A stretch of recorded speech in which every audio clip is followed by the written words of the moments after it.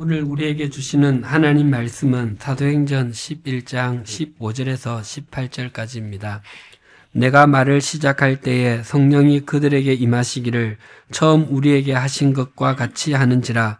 내가 주의 말씀에 요한은 물로 세례를 베풀었으나 너희는 성령으로 세례를 받으리라 하신 것이 생각났노라. 그런즉 하나님이 우리가 주 예수 그리스도를 믿을 때에 주신 것과 같은 선물을 그들에게도 주셨으니 내가 누구이기에 하나님을 능히 맡겠느냐 하더라. 그들이 이 말을 듣고 잠잠하여 하나님께 영광을 돌려 이르되 그러면 하나님께서 이방인에게도 생명 얻는 회개를 주셨도다 하니라. 아멘. 똑같은 새소리를 놓고 어떤 사람은 새가 노래한다고 말을 하고 또 어떤 사람은 새가 운다고 말을 합니다. 그 차이는 새소리 자체에 있는 것이 아니라 새소리를 듣는 사람의 마음에 기인하고 있습니다. 마음이 슬픔에 젖어 있는 사람에게는 새소리가 울음소리로 들리게 되고 그 마음이 즐거운 사람은 똑같은 새소리가 마치 노래처럼 들리게 되는 것입니다. 이와 같은 현상은 각각 다른 두 사람에게만 일어나는 것이 아니라 동일한 한 사람에게도 시차를 두고 일어날 수 있습니다. 마음이 즐거울 때 새소리가 마치 노래소리처럼 들렸는데 갑자기 슬픈 일을 당하면 이내 그 새소리가 서글픈 울음소리처럼 들리게 되는 것입니다. 이런 현상은 비단 새소리에만 국한되는 것은 아닙니다. 사람이 어떤 마음을 지니고 있느냐에 따라서 동일한 한 사람의 말을 각 사람이 다르게 받아들이게 됩니다. 어디 그뿐이겠습니까? 사람이 어떤 마음을 보유하고 있느냐에 따라서 하나님의 말씀이 또 전혀 다르게 전해지게 되는 것입니다. 요한복음 21장은 사복음서의 마지막 장입니다. 무엇이든 처음과 마지막이 중요하지 않습니까? 그래서 사복음서의 마지막 장인 요한복음 21장 역시 구구절절이 중요한 의미를 담고 있습니다. 특히 그 가운데에서도 요한복음 21장 마지막 사건은 우리에게 특별한 교훈을 던져주고 있습니다. 사복음서의 마지막 장, 마지막 사건에 맞물려서 교회의 역사와 사도들의 행적을 보여주는 사도행전이 이어지고 있기 때문입니다. 예수님께서 베드로에게 요한복음 21장 18절을 통해서 이렇게 말씀하셨습니다. 내가 진실로 진실로 네게 이르노니 내가 젊어서는 스스로 띠띠고 원하는 곳으로 다녔거니와 늙어서는 내 팔을 벌리리니 남이 내게 띠띠우고 원하지 아니하는 곳으로 데려가리라. 주님께서는 베드로가 젊은 시절에는 천방지축 자기 마음대로 살았지만 그러나 이 이후로는 순교하기까지 오직 주님께 이끌려 살아갈 것임을 밝혔습니다. 주님의 그 말씀이 끝나기가 무섭게 베드로가 요한을 향해 고개를 돌린 뒤에 요한을 가리키면서 주님께 이렇게 물었습니다.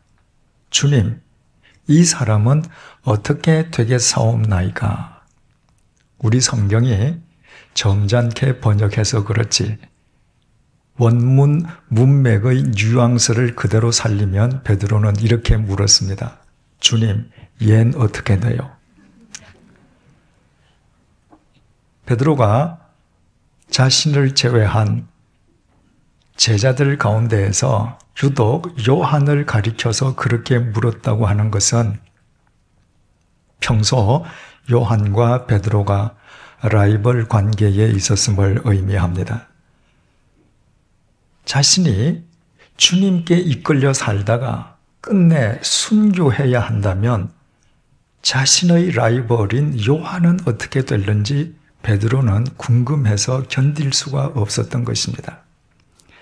베드로의 그 질문에 대한 주님의 답변은 요한복음 21장 22절에 나타나 있습니다.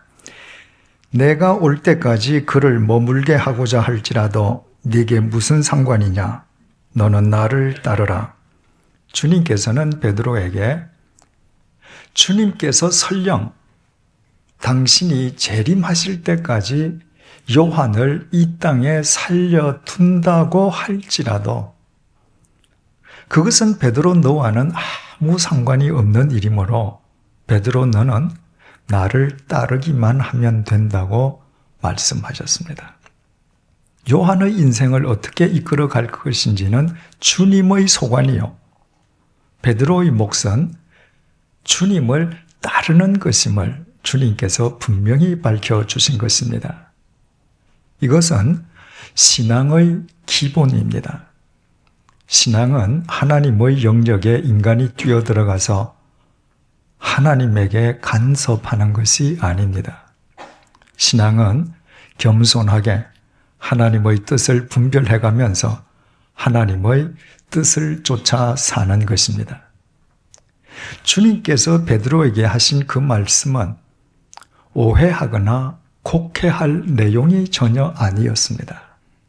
베드로는 주님께서 말씀하신 것을 말씀 그대로 듣고 그대로 따르기만 하면 될 일이었습니다.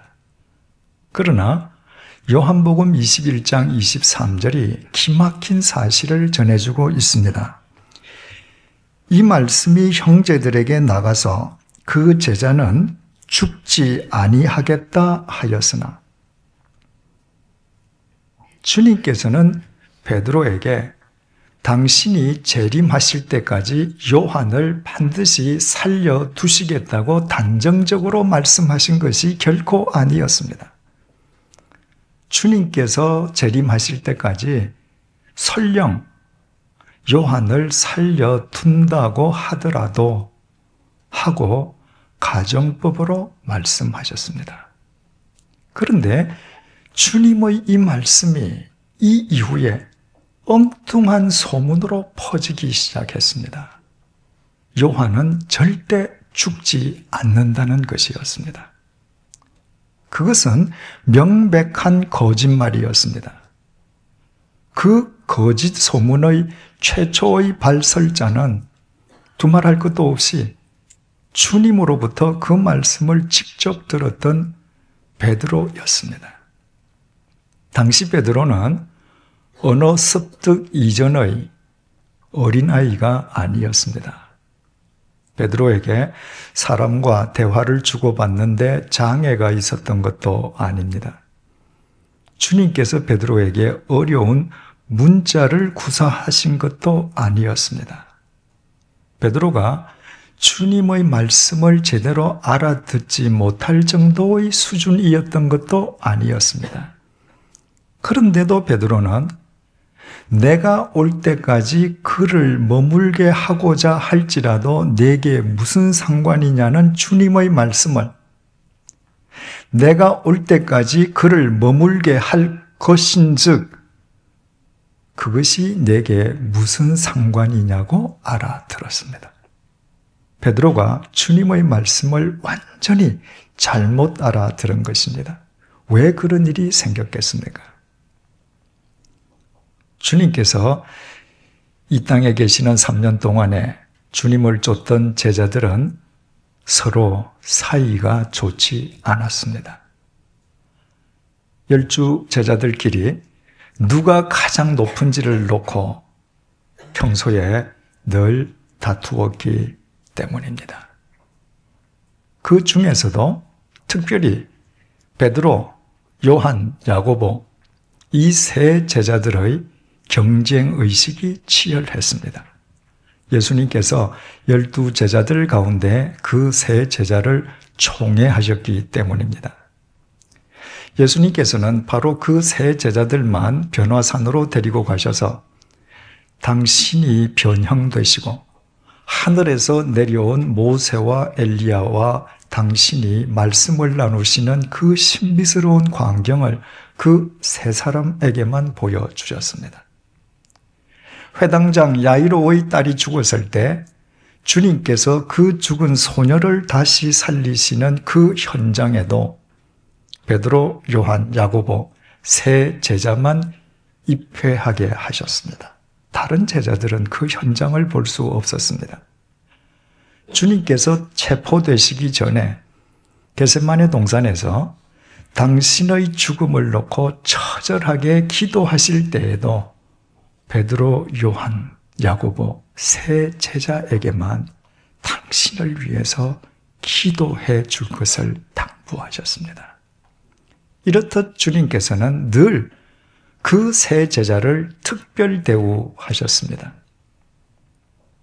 다른 제자들이 보기에 12제자 가운데에 가장 큰 우두머리는 그 세 사람 가운데 한 명임이 분명해 보였습니다. 그러던 어느 날 대형 사고가 터졌습니다. 예수님께서 3년에 걸친 공생애를 마무리하시기 위해서 예루살렘으로 올라가시게 되었습니다. 인간의 죄값을 대신 치르시기 위해서 십자가의 죽음을 당하시러 예루살렘으로 올라가시는 길이었습니다. 그러나 그때까지도 제자들은 예수님께서 예루살렘에 입성하시면 로마 제국의 압제자들을 몰아내시고 정치적인 권력을 장악하실 것이라고 굳게 믿었습니다. 그래서 마가복음 10장에 의하면 예수님께서 예루살렘으로 향하시는 길목에서 요한과 베드로가 은밀하게 예수님을 찾아가서 청탁을 드렸습니다. 주님께서 집권하시면 자신들을 좌의정과 우의정으로 삼아달라는 것이었습니다. 주님께서 총애하셨던 그 세 제자들 가운데에 요한과 야고보는 친형제였습니다. 그러니까 베드로 입장에서 본다면 그 세 사람에 관한 한 자기 자신은 언제나 2대1로 열세일 수밖에 없었습니다. 따라서 요한 형제에 대한 베드로의 견제의식과 경쟁 심리는 유달스러울 수밖에 없었습니다. 그런데 요한과 야고보 형제는 주님께 은밀하게 청탁을 넣고서도 그것으로는 부족하다고 여겼던지 요한과 야고보의 친어머니가 두 아들들을 데리고 다시 주님을 찾아가서 똑같은 청탁을 되풀이했습니다. 세상에 비밀이 없지 않습니까? 그 소문을 접하게 된 나머지 10명의 제자들이 주님께 부당한 청탁을 드렸던 요한 형제에 대해서 불같이 화를 내었으면 두말할 나위도 없습니다. 그들 가운데에 요한 형제와 라이벌 관계에 있던 베드로가 가장 크게 화를 낸 것은 의심의 여지도 없습니다. 베드로와 요한이 이런 관계였으니 그 두 사람 사이에 평소에 말이 통했겠습니까? 설령 진실을 말한다고 할지라도 그 진실이 제대로 전달될 수 있겠습니까? 오히려 말을 하면 할수록 오해와 곡해를 낳을 뿐이지 않겠습니까? 자기 어머니까지 동원해서 예수님에게 부정한 청탁을 한 요한 형제이고 보면 그 요한 형제를 향한, 요한을 향한 예수님의 말씀이 베드로의 귀에 제대로 들릴 리가 있겠습니까? 그래서 예수님께서 요한을 가리켜 내가 올 때까지 그를 머물게 하고자 할지라도 내게 무슨 상관이냐는 주님의 말씀을 베드로는 내가 올 때까지 그를 머물게 할 것인즉 그것이 내게 무슨 상관이냐고 들을 수밖에 없었습니다. 경쟁심과 질투심으로 가득 찬 베드로의 마음으로는 요한에 대한 주님의 말씀을 결코 말씀 그대로 들을 수가 없었던 것입니다.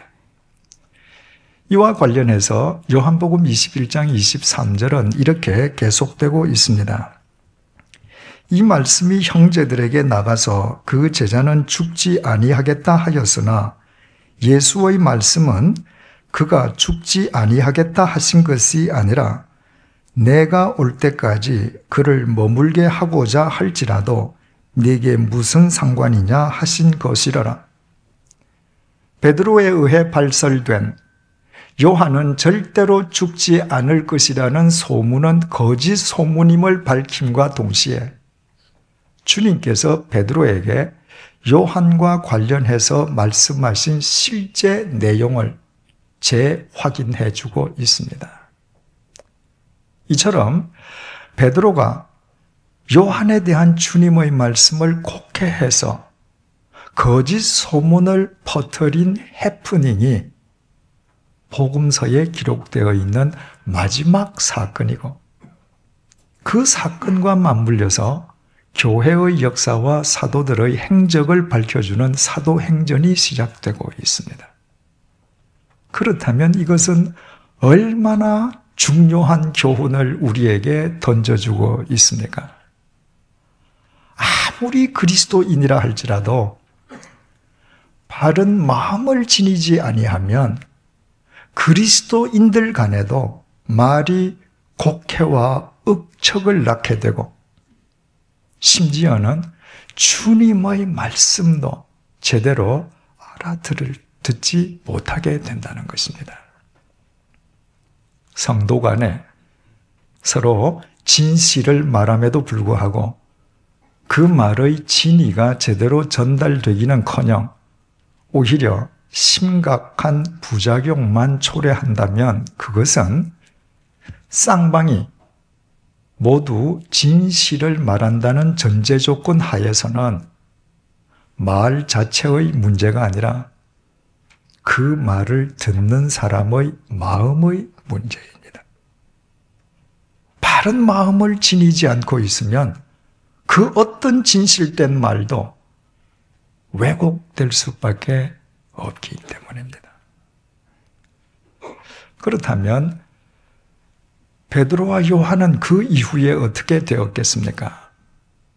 그들은 계속 상대의 말을 곡해하고 오해하면서 견원지간의 삶을 되풀이하고 있었겠습니까? 사도행전은 그와는 정반대의 사실을 우리에게 전해주고 있습니다. 사도행전 3장 1절에서 4절이 이렇게 증언합니다. 제9시 기도 시간에 베드로와 요한이 성전에 올라갈새 나면서 못 걷게 된 이를 사람들이 메고 오니 이는 성전에 들어가는 사람들에게 국을 하기 위하여 날마다 미문이라는 성전문에 두는 자라. 그가 베드로와 요한이 성전에 들어가려 함을 보고 국을 하거늘 베드로가 요한과 더불어 주목하여 이르되 우리를 보라 하니 베드로가 성전 미문 앞에서 날 때부터 안전뱅이를 예수 그리스도의 이름으로 치유하던 그 역사적인 현장에 베드로 혼자 있었던 것이 아니었습니다. 베드로는 요한과 함께 있었습니다. 그뿐이 아니었습니다. 유대인들은 본래 같은 동족이었지만 이방인들의 피가 섞여 있다고 해서 사마리아인들을 인간으로 취급하지 않았습니다. 사마리아인을 인간으로 취급하지 않았기에 유태인인 사도들 가운데에 그 사마리아 사람들에게 복음을 전해야 되겠다고 생각한 사도는 아무도 없었습니다. 그런데 사마리아 성을 방문한 빌립 집사에 의해서 사마리아 사람들이 복음을 받아들이게 되었습니다. 그 놀라운 소문이 예루살렘에 있는 사도들에게도 전해졌습니다. 그때 사도들이 어떤 결정을 내렸었는지를 사도행전 8장 14절이 밝혀줍니다. 예루살렘에 있는 사도들이 사마리아도 하나님의 말씀을 받았다 함을 듣고 베드로와 요한을 보내매, 예루살렘에 있는 사도들은 새로이 복음을 받아들인 사마리아 사람들에게 베드로와 요한을 파견했습니다. 놀랍게도 베드로와 요한은 12 제자들 가운데에 가장 긴밀한 동력의 관계를 이루고 있었습니다.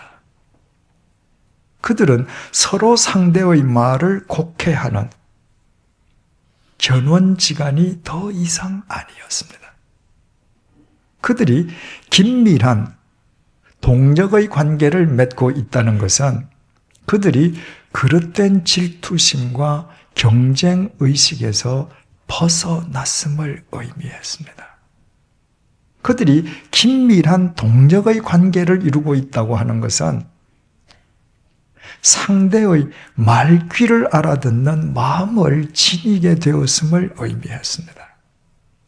평소에 그토록 앙숙이었던 베드로와 요한 간에 어떻게 이런 일이 가능할 수 있었겠습니까? 요한복음 21장 이후에 베드로와 요한이 함께 동력하기 시작한 사도행전 3장 이전에 그 사이에 대체 무슨 일이 있었기에 그런 일이 가능했겠습니까? 그 해답은 사도행전 2장이 증거해주는 오순절 성령 강림 사건이었습니다. 베드로와 요한이 함께 성령을 받은 것이었습니다. 베드로의 마음도 요한의 마음도 더 이상 자신만을 앞세우려는 베드로 개인의 마음, 요한 개인의 마음이 더 이상 아니었습니다. 그들의 마음은 성령님께서 내주하시는 성령의 전이 되었습니다. 성령님을 모시고 보니 베드로와 요한은 서로 경쟁자가 아니라 주님 안에서 주님을 위해 함께 충성해야 할 동력자였습니다. 성령님을 모시고 보니 상대가 하는 말의 의미를, 그 말의 진의를 소리로 바래지지 아니한 상대방의 마음속에 묻혀있는 말까지도 이해할 수 있게 되었습니다. 성령님을 모시고 보니 내가 올 때까지 그를 머물게 하고자 할지라도 내게 무슨 상관이냐는 주님의 말씀의 참 의미를 비로소 깨달을 수 있었습니다. 그래서 그들은 성령님의 빛 속에서 묵묵히 주님을 쫓아가며 긴밀한 동력의 관계를 이루어갈 수 있었습니다.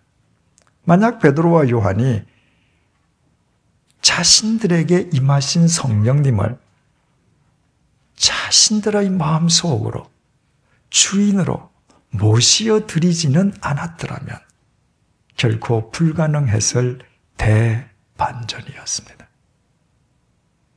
이와 똑같은 일이 사도행전 11장에서도 반복되고 있습니다. 우리가 10주째 살펴보고 있는 사도행전 11장 1절이 이렇게 시작되었습니다. 유대에 있는 사도들과 형제들이 이방인들도 하나님의 말씀을 받았다 함을 들었더니, 우리말 성경은 우리말 어순상 들었다는 동사가 제일 마지막에 기록되어 있습니다. 하지만 헬라어 원문에는 들었다는 동사가 제일 앞에 기록되어 있습니다. 사도행전 11장은 들었다는 동사로부터 시작되는 것입니다. 사도행전 11장에서 들었다는 동사가 그만큼 큰 비중을 차지한다는 말입니다.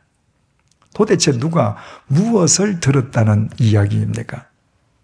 예루살렘에 있는 사도들과 형제들, 다시 말해서 예루살렘에 있는 그리스도인들이 이방인들도 베드로로부터 하나님의 말씀을 받았다는 소식을 들었습니다. 이방인들이 베드로로부터 돈을 받은 것이 아닙니다. 물품을 받은 것도 아닙니다. 이방인들이 베드로로부터 하나님의 말씀을 받아들인 것입니다. 그렇다면 어찌 그것이 하나님의 역사가 아닐 수 있겠습니까? 하나님의 역사가 아니고서는 유대인들이 짐승처럼 취급하는 이방인들이 하나님의 말씀을 내뱉지 않고 어떻게 온전히 받아들일 수 있겠습니까? 그것은 같은 그리스도인으로 하나님을 찬양할 일이요, 그 일을 감당한 베드로를 치하할 일이요, 그동안 이방인에 대해서 자신들이 지니고 있던 그릇된 편견을 벗어 던질 일이었습니다. 그러나 베드로가 예루살렘으로 귀환했을 때 베드로를 혹독하게 비난하고 나선 사람들이 있었습니다. 소위 할례파로 불린 유대 그리스도인들이었습니다. 베드로가 무할례자와의 교제를 언급하는 유대교의 전통과 관습을 파기했다는 이유에서였습니다. 당시 예루살렘에 있던 그리스도인들은 전원 유대인들이었고, 유대인들은 남자 성인은 단 한 명의 예외도 없이 모두 할례받은 남자들이었습니다. 그런데도 베드로를 비난하던 자들을 가리켜서 성경이 유독 할례파라고 못 받고 있는 것은 그들이 그리스도인이긴 했지만, 그러나 할례를 마치 구원의 조건인 양 절대시하는 유대인의 전통과 관습을 고수하려는 자들이었기 때문입니다. 그들의 마음속에는 그들을 구원해 주신 예수 그리스도의 은혜가 차 있는 것이 아니라 유대인의 전통과 관습만이 가득 차 있었습니다. 그 마음을 지니고서는 이방인도 하나님의 말씀을 받아들였다는 말을 곡해할 수밖에 없었고, 베드로를 비난할 수밖에 없었습니다. 그런데 본문 18절이 이렇게 증언하고 있습니다. 그들이 이 말을 듣고 잠잠하여 하나님께 영광을 돌려 이르되, 그러면 하나님께서 이방인에게도 생명 얻는 회개를 주셨도다 하니라. 이 구절 역시 헬라어 원문에는 듣다는 동사가 제일 앞에 기록되어 있습니다. 사도행전 11장 1절에서부터 18절 단락은 듣다는 동사에서 시작해서 듣다는 동사로 끝나고 있는 것입니다. 베드로를 비난하던 할례파들이 갑자기 잠잠해졌습니다. 잠잠해지는 것으로 그치지 않고 다시 입을 열어 하나님께서 이방인에게도 생명 얻는 회개를 주셨다며 하나님께 영광을 돌리기까지 했습니다. 그들이 베드로의 말을 들었기 때문입니다. 베드로를 비난하던 사람들이 베드로의 말을 듣고 하나님께 영광을 돌리기까지 했다는 것은 베드로를 비난하던 자신들의 경솔함과 관련해서 베드로에 대한 사과의 표시이기도 했습니다. 대체 베드로가 그들에게 무엇을 말했고 그들이 무엇을 들었기에 그들이 이처럼 돌변했습니까? 우리가 이미 잘 알고 있는 것처럼 사도행전 11장 5절에서 17절까지 나타나 있는 베드로의 긴 설명을 한마디로 압축하면 그 모든 것은 성령님의 역사였다는 것입니다. 바꾸어 말씀드리면 베드로는 자신의 설명을 통해 자신을 비난하던 할례파들의 마음을 성령님에게 집중하도록 인도해 주었습니다. 베드로를 비난하던 할례파들이 그리스도인이 되었다고 하는 것은 그들 역시 성령님의 은혜를 경험한 자들이었음을 의미합니다. 고린도전서 12장 3절 말씀처럼 성령님의 역사가 아니고는 그 누구도 예수님을 구주라고 믿을 수 없기 때문이었습니다. 이처럼 베드로를 비난하던 할례파들은 성령님의 은혜를 경험하긴 했지만 그러나 그 성령님을 자기 마음의 주인으로 모시고 있지는 않았습니다. 그들의 마음은 여전히 유대교의 관습과 전통으로 가득 차 있었기에 그 마음으로는 이미 말씀드린 것처럼 이방인도 하나님의 말씀을 받았다는 말을 곡해할 수밖에 없었고 베드로를 비난해야 했던 것입니다. 그러나 베드로의 설명을 들으면서 그들의 마음이 성령님에게 집중되기 시작했을 때 베드로의 설명을 듣는 중에 성령님의 빛이 그들의 마음 속으로 스며들기 시작했을 때 그들은 성령님의 빛 속에서 이방인도 하나님의 말씀을 들었다는 그 말의 깊은 의미를 비로소 깨달을 수 있었습니다. 성령님의 조명 속에서 이방인도 하나님의 말씀을 받아들였다는 것은 땅끝까지 이르러 내 증인이 되라는 주님의 마지막 명령을 교회가 공식적으로 수행할 수 있는 혁명적인 물고가 터였음을 의미한다는 사실을 깨닫게 된 것이었습니다. 그들은 성령님의 빛 속에서 사람이 말한 말의 참 뜻을 알아들음으로써 예수님께서 말씀하신 땅끝이 곧 이방인을 뜻한다는 주님의 말씀의 의미도 이해하게 되었습니다. 그래서 그들은 하나님께 영광을 돌릴 수밖에 없었습니다. 하나님의 역사가 아니고서는 그런 일은 결코 있을 수 없음을 깨달았던 것입니다. 결국 베드로를 비난하던 할례파들은 그들의 마음을 성령의 전이 되게 함으로 주님의 말씀의 의미를 바르게 깨달을 뿐만 아니라 사람이 하는 말의 진의를 깨달을 수 있는 참된 그리스도인이 될 수 있었습니다. 로마서 10장 17절 말씀은 믿음은 하나님의 말씀을 들음으로부터 난다고 증언하고 있습니다. 사실이지 않습니까? 하나님의 말씀을 듣지 않으면 믿음은 생길 수 없습니다. 그러나 요한복음 21장의 베드로처럼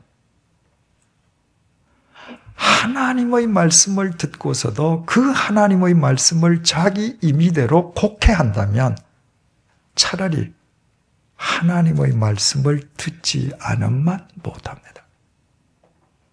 같은 성경책을 놓고서도 이단과 사이비가 나오는 것은 그들이 하나님의 말씀을 듣지 않기 때문이 아니라 누구보다도 하나님의 말씀을 열심히 듣지만 하나님의 말씀을 곡해해서 듣기 때문입니다. 오직 성령의 빛 속에서만 하나님의 말씀을 바르게 이해할 수 있습니다. 성령님은 하나님의 깊은 것까지도 통달하시는 하나님의 영이시기 때문입니다. 인간 관계에서 인간의 인격은 상대의 말을 들어주는 것에서부터 시작됩니다. 그러나 상대의 말을 아무리 많이 듣는다 할지라도 요한복음 21장의 베드로와 요한처럼 사도행전 11장의 할례파들처럼 상대의 말귀를 알아들으려는 마음을 지니지 않는다면 상대의 말을 많이 들으면 들을수록 오해와 억척을 낳고 관계는 뒤틀려질 수밖에 없습니다. 이것은 부부지간이라고 해서 예외인 것은 아닙니다. 오직 성령님의 조명 속에서만 사람이 말하는 말의 진리를 그가 아직까지 마음속에 품고 있는 발설되지 아니한 말까지도 알아들을 수 있습니다. 성령님은 인간을 창조하신 하나님의 영이시기에 인간의 마음속까지도 읽으시는 분이시기 때문입니다. 그렇다고 해서 성령의 사람이 아무 말이나 듣고 아무 말이나 따르는 것은 결코 아닙니다. 유대인의 생사 여탈권을 쥐고 있던 유대교 최고 지도자들이 베드로와 요한을 사로잡아 놓고 다시는 예수의 이름으로 말하지도 말고 가르치지도 말라고 엄히 명령했을 때 베드로와 요한은 사도행전 4장 19절에서 20절을 통해 한 목소리로 이렇게 말을 했습니다. 하나님 앞에서 너희의 말을 듣는 것이 하나님의 말씀을 듣는 것보다 옳은가 판단하라. 우리는 보고 들은 것을 말하지 아니할 수 없노라. 오직 성령님의 도우심 속에서만 사람의 말을 듣고서도 듣지 않아야 할 말을 물리칠 수 있습니다. 성령님은 진리의 영이시고 정의의 영이시기 때문입니다. 사랑하는 교우 여러분, 우리에게 임해 계신 성령님을 이 시간 우리 모두 우리 마음의 주인으로 모셔드리십시다. 오직 말씀과 기도로 우리의 마음을 성령의 전으로 일구어 가십시다. 우리의 마음 속에서 성령의 빛이 소멸되지 않도록 말씀과 기도로 성령님께 집중하십시다. 우리는 성령님의 빛 속에서 하나님의 말씀을 바르게 듣고 이해할 수 있고 사람이 말하는 말의 진리를 깨달을 수 있으며 듣고도 들어서는 안 될 불의의 말을 단호히 물리치게 될 것입니다. 그리고 그때에만 우리의 코끝에서 당장 우리의 호흡이 멎는다 할지라도 우리는 후회하지 않을 것입니다. 종적으로 하나님과 바른 관계를 맺고 횡적으로 사람과 바른 관계를 맺으며 불의와 맞선다는 것은 곧 우리에게 십자가의 삶이 완성됨을 의미하기 때문입니다. 기도하시겠습니다.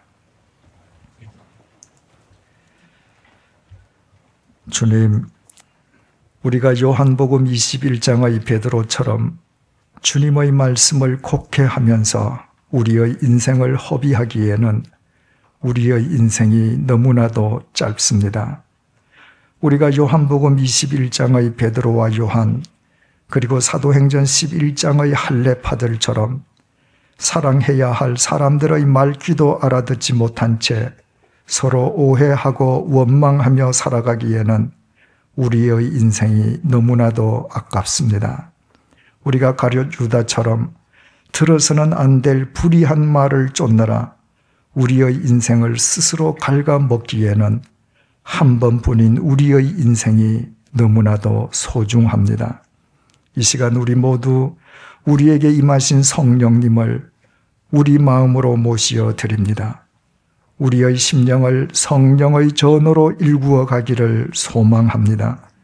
우리의 심령에서 성령님의 빛이 꺼지지 않도록 말씀과 기도를 통해 성령님께 집중할 수 있도록 우리를 도와주십시오. 성령님의 빛 속에서 하나님의 말씀을 바르게 알아듣고 들어야 할 사람의 말귀를 제대로 알아듣고 들어서는 안 될 불의한 말을 물리칠 수 있도록 우리를 붙들어 주십시오. 그리하여 성령 강림 이후에 베드로와 요한의 삶이 그러했던 것처럼 우리의 삶을 통해서도 생명의 십자가, 사랑의 십자가, 정의의 십자가, 진리의 십자가, 영원한 십자가가 우뚝 드러나게 도와주십시오. 예수님의 이름으로 기도드립니다. 아멘.